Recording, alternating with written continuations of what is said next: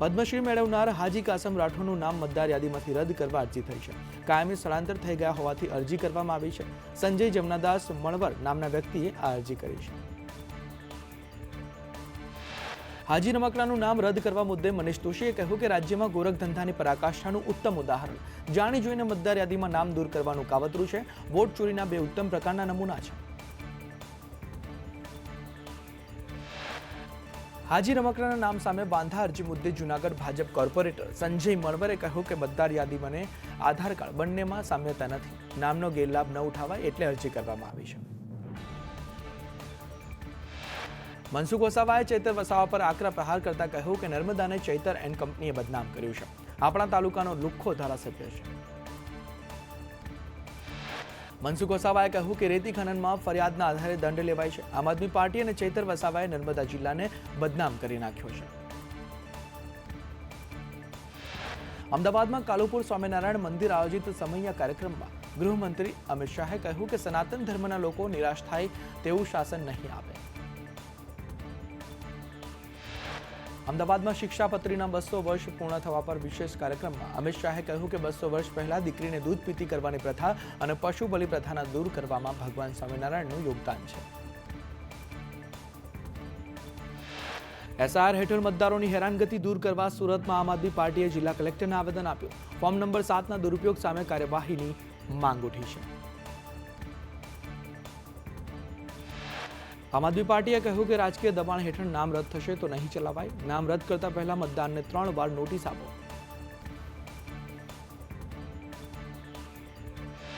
જયરા જાહેરને લઈ એમએલએ હીરા સોલંકીએ કહ્યું કે 1 માર ખાય અને 8 મારે તે મર્દાનગી ન કહેવાય. આવી દાદાગીરી સહન નહીં થાય તે પછી કોઈ પણ હોય.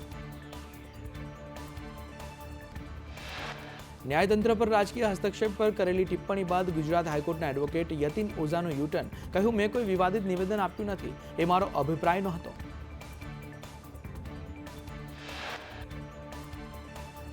યતિન ઓઝાએ કહ્યું કે મારા ફિલ્ડના લોકોનો જુદો જુદો અભિપ્રાય હતો. મને ન્યાયતંત્ર પર સંપૂર્ણ ભરોસો છે. સરકારે ન્યાયતંત્રમાં હસ્તક્ષેપ ન કરવો જોઈએ.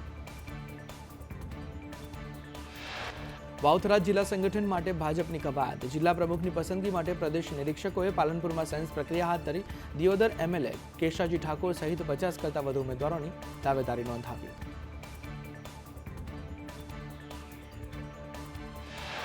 ધાનેરામાં રાષ્ટ્રીય કિસાન સંગઠનના નેજા હેઠળ મહાપંચાયતનું આયોજન. બનાસકાંઠા અને વાવથરાના ખેડૂતો એકઠા થયા. તંબાકુ ઉપર 65% જેટલો ટેક્સ નાખતા ભારોભાર રોષ ભભૂક્યો. ખેડૂતોને ખેતી પાકના પૂરતા ભાવ ન મળતા વિરોધ જોવા મળ્યો. માવઠાથી નુકસાનીનું વળતર ન મળ્યાનો પણ ખેડૂતોનો આક્ષેપ. ધાનેરા નાયબ કલેક્ટરને ખેડૂતો આવેદનપત્ર પાઠવશે. અમરેલીના સાવરકુંડલામાં સસ્તું અનાજ ઝડપાયું. સાવરકુંડલા પુરવઠા વિભાગે દરોડા પાડી અનાજ ઝડપ્યું. કેવડાપરા વિસ્તારમાંથી સસ્તું અનાજ ઝડપાયું છે. ઘઉંના 13 કટ્ટા, ચોખાના 29 કટ્ટા, 2 વજન કાંટા જપ્ત કરવામાં આવ્યા છે. અમરેલી જિલ્લા પુરવઠા વિભાગને જાણ કરવામાં આવી છે. પુરવઠા વિભાગે 1,29,000નો મુદ્દામાલ સીઝ કર્યો. અમદાવાદની ઉદ્ગમ સ્કૂલ સામે અરજી પર સુનાવણી ટળી. હાઈકોર્ટે અરજીમાં અપૂરતી માહિતીને લીધે સુનાવણીનો ઇનકાર કર્યો. અરજદાર વ્યક્તિઓ અંગેની માહિતીનો ઉલ્લેખ નહોતો. અરજદાર દ્વારા અરજી પરત ખેંચવામાં આવી. સુરતમાં નબળા બાંધકામને લઈ પૂર્વ મંત્રી મુકેશ પટેલે અધિકારીને ખખડાવ્યા. નવી શાળાના બાંધકામમાં હલકી કક્ષાનું બાંધકામ મામલે કોન્ટ્રાક્ટરને ફોન કરીને ઉધડો લીધો. હલકી કક્ષાની સિમેન્ટ વપરાતા પૂર્વ મંત્રી અકળાયા હતા. વિરોધ પ્રદર્શન. યુનાઇટેડ ફોરમ ઓફ બેંક યુનિયનના બેનર હેઠળ વિરોધ કરવામાં આવ્યો. સપ્તાહમાં 5 વર્કિંગ દિવસની બેંક કર્મચારીઓની માંગ છે.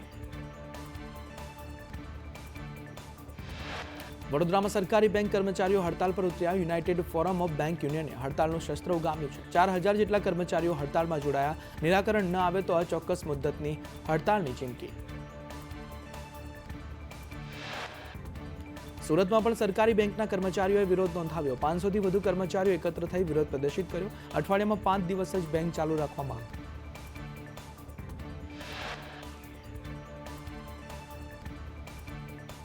જામનગરમાં સરકારી બેંક કર્મચારીઓ હડતાલ પર ઉતર્યા. 5 દિવસ બેન્કિંગ કામગીરી અમલમાં મૂકવાની માંગ સાથે વિરોધ કરવામાં આવ્યો. મોટી સંખ્યામાં કર્મચારીઓ જોડાયા.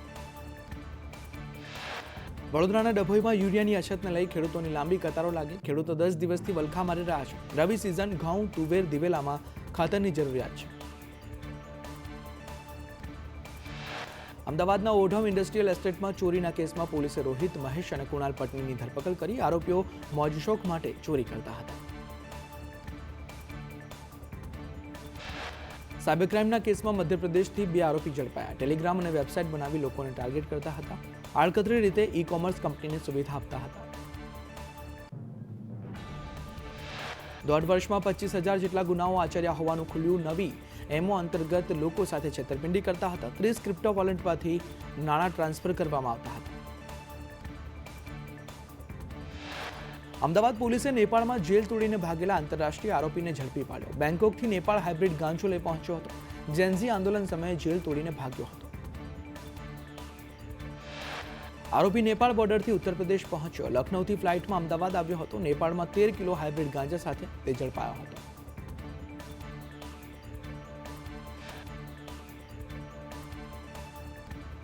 પોલીસે દિલીપસિંહ ચૌહાણ, અમિતસિંહ ગોહિલ, અજીતસિંહ સોઢા અને ઇન્દ્રવદન પરમાર સામે ફરિયાદ નોંધાવી છે. શીપડી પાટિયાથી તોરણાના ખાડાગ્રસ્ત રોડ મામલે કોમેન્ટ કરતા યુવક ઉપર હુમલો કરવામાં આવ્યો હતો.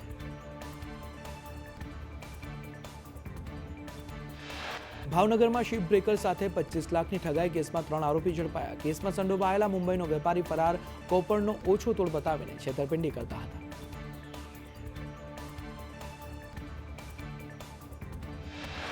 સદભાવના મેડિકલે વિટામિન ડીની દવા હોલસેલ વેપારી પાસેથી ખરીદી હતી. ગ્રાહકે મેડિકલમાંથી ખરીદેલી દવા નકલી નીકળી હતી. સુરતના ડીલર પર ફૂડ એન્ડ ડ્રગ્સ વિભાગની તપાસ કેન્દ્રિત.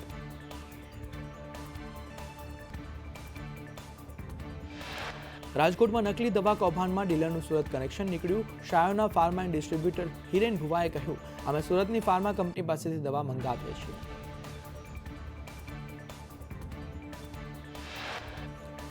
સુરતની કંપની દવા અમદાવાદની ચંદન ફાર્મામાંથી મંગાવે છે. ચંદન ફાર્મા અને ઉત્પાદક પાસેથી દવાઓ મંગાવવામાં આવે છે. ફૂડ અને ડ્રગ્સ વિભાગ હાલમાં મુદ્દે તપાસ કરી રહ્યું છે.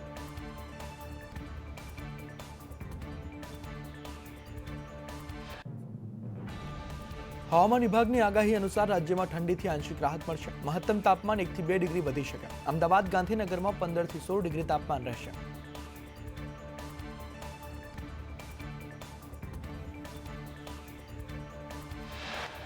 લઘુત્તમ તાપમાન 15 થી 16 ડિગ્રી રહેશે. સાયક્લોનિક સર્ક્યુલેશન સક્રિય થઈ રહ્યું છે. સાયક્લોનિક સર્ક્યુલેશનથી વાતાવરણ નહીં બદલાય.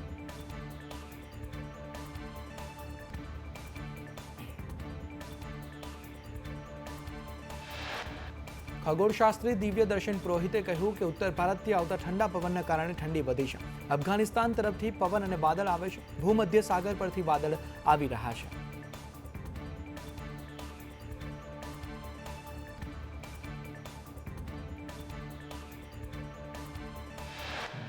ખગોળશાસ્ત્રીએ કહ્યું કે આ વર્ષે 15 ફેબ્રુઆરીથી ઉનાળાની શરૂઆત થશે. 8 થી 9 મહિના સુધી ઉનાળો ચાલશે. અતિશય ગરમી જોવા મળી શકે છે.